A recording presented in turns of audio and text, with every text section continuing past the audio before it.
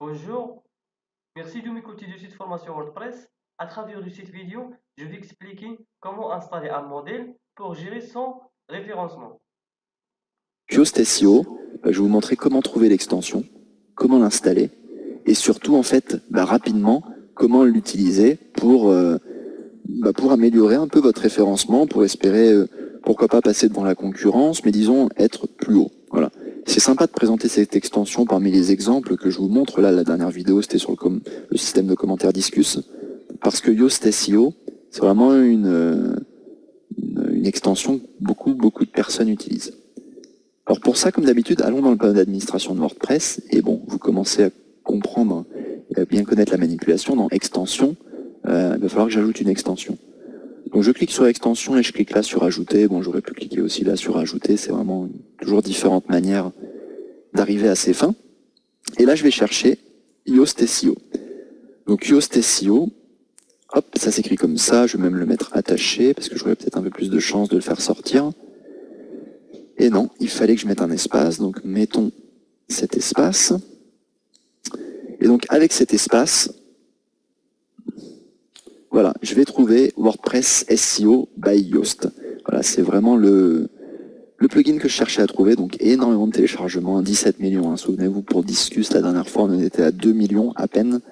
Là, 17 millions, c'est vraiment énorme. Les notes sont très positives. Très positives. C'est vraiment l'extension, l'une des extensions de référence en matière de référencement. D'ailleurs, c'est celle dont je parle dans la formation de référencement naturel. Bon, en plus de détails, comme d'habitude, on n'est pas obligé de cliquer sur plus de détails hein, si on sait vraiment ce qu'on veut installer. Bon, surtout que là, la lecture se fait en anglais. Voilà, donc vous avez beaucoup de plugins en anglais. Hein, vous allez voir, les plus populaires sont généralement en anglais. Et après, les plus populaires apportent aussi des traductions. Donc avec un peu de chance, vous allez trouver les plugins que vous aimeriez avoir en français. Je clique sur installer maintenant. Oui, je veux bien installer cette extension dès maintenant. Et là, le téléchargement du zip à distance va se faire, la décompression, etc. Voilà, et m'affiche une page me disant que tout s'est bien passé. L'extension a été bien installée. Donc j'active l'extension pour l'utiliser. Et là, donc là c'est toujours un peu la surprise. C'est vrai que quand on active une extension, là, il y a des fonctionnalités qui vont se rajouter, on ne sait pas bien à l'avance ce que ça va être. Voilà, donc là j'ai un message de Yoast SEO qui me dit est-ce que vous voulez qu'on recueille des statistiques anonymes au sujet de votre utilisation, etc., etc. Bon, je vais mettre non, ne pas permettre le suivi. Voilà. Alors déjà, j'ai quelque chose qui ne s'affichait pas avant. Là. Important problème SEO, vous bloquez actuellement l'accès aux robots des moteurs de recherche. Effectivement, quand j'ai installé WordPress, souvenez-vous, c'était les toutes premières vidéos, j'ai, dans les réglages, c'est vraiment au moment de l'installation, ça m'a demandé ça. Ça m'a demandé, est-ce que je veux que les moteurs de recherche indexent ce site? Est-ce que je veux que mon site soit dans les moteurs de recherche?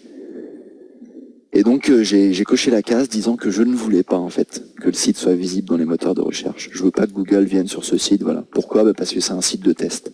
Donc vous bien sûr décochez cette case et vous aurez pas cette alerte en fait. L'alerte va disparaître là, voilà. Par contre si je remets la coche, l'alerte réapparaît.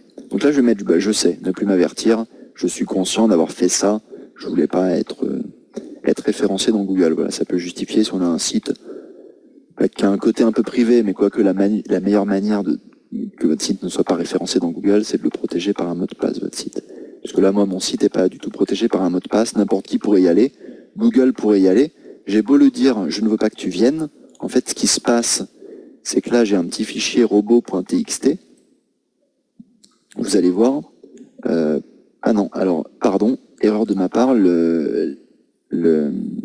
l'interdiction pour Google n'a pas été gérée comme ça. Elle a sûrement été gérée ce qui s'appelle dans le code source. Donc là, je vais faire CTRL-U. Je vais dans le code source.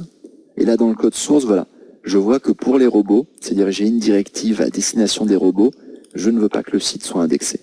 Non index. Voilà.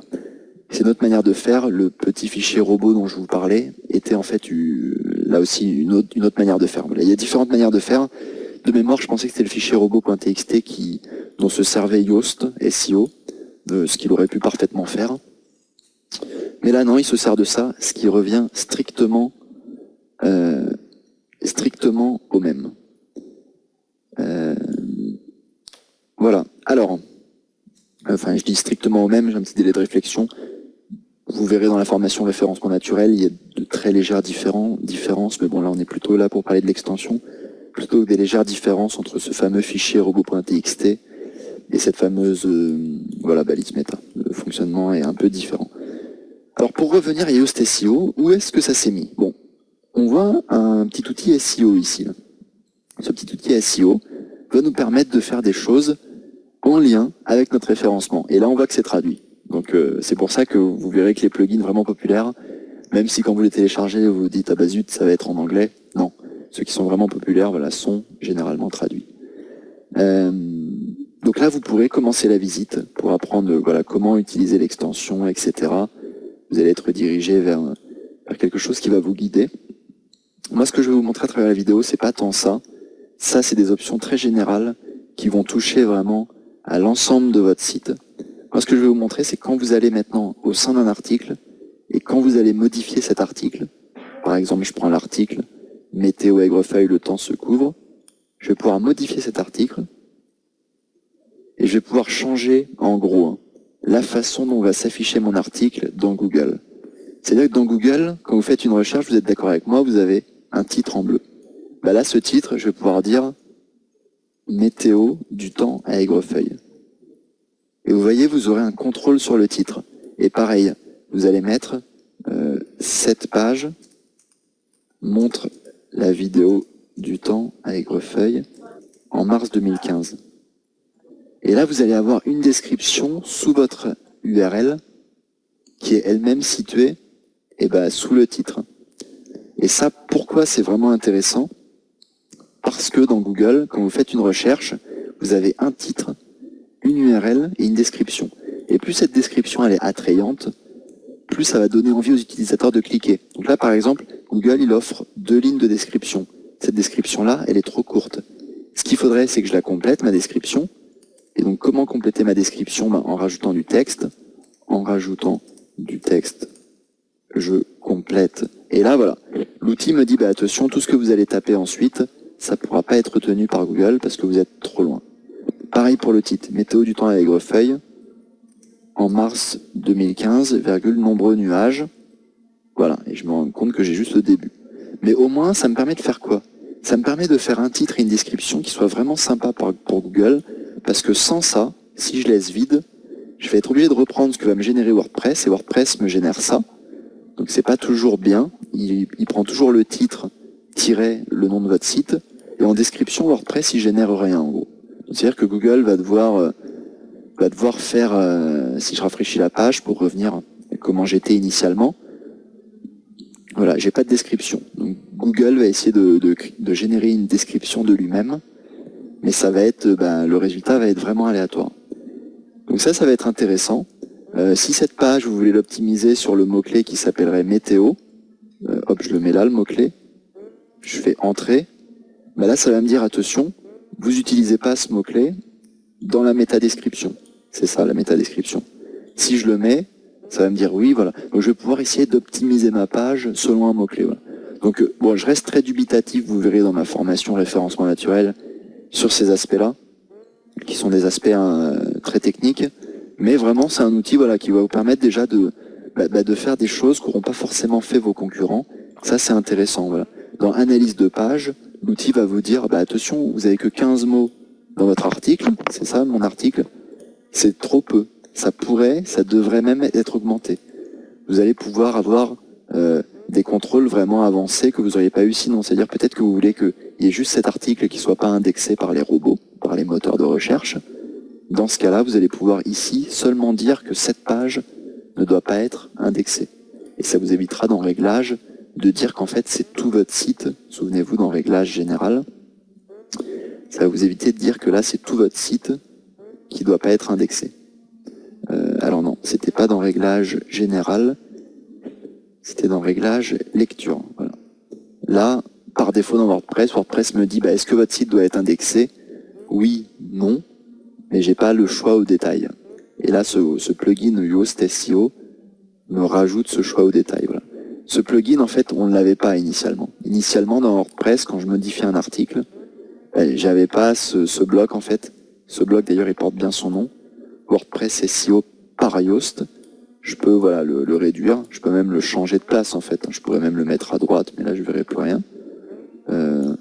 Voilà, je peux le mettre où je veux, et pour chaque page, il va vous permettre de voir au niveau du SEO si vous avez bien apporté toutes les précautions minimales de base nécessaires pour aider les moteurs de recherche à mieux vous comprendre.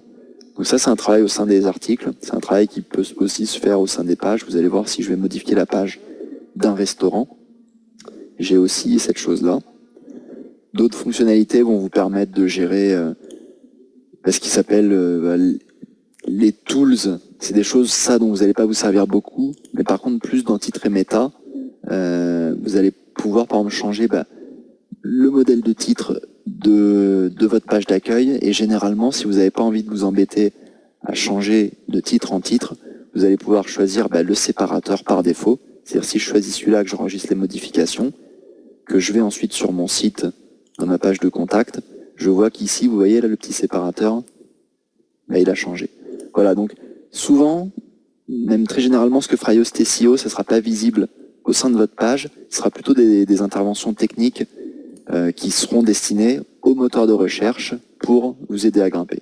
Voilà. Ensuite, l'extension s'utilise vraiment 100% au sein de votre administration WordPress.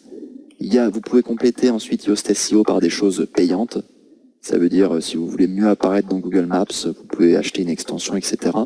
Mais de base, l'outil est gratuit et fait déjà énormément de choses. Vous pourrez ensuite le désactiver dans l'extension, et là, comme tous les autres outils, là, il s'appelle SEO WordPress et vous le désactivez, etc., etc. Réglage, ça va en fait vous ramener vers la page de l'outil, la page de l'extension. J'espère que la vidéo vous aura plu, et à très bientôt pour une future vidéo. Merci beaucoup.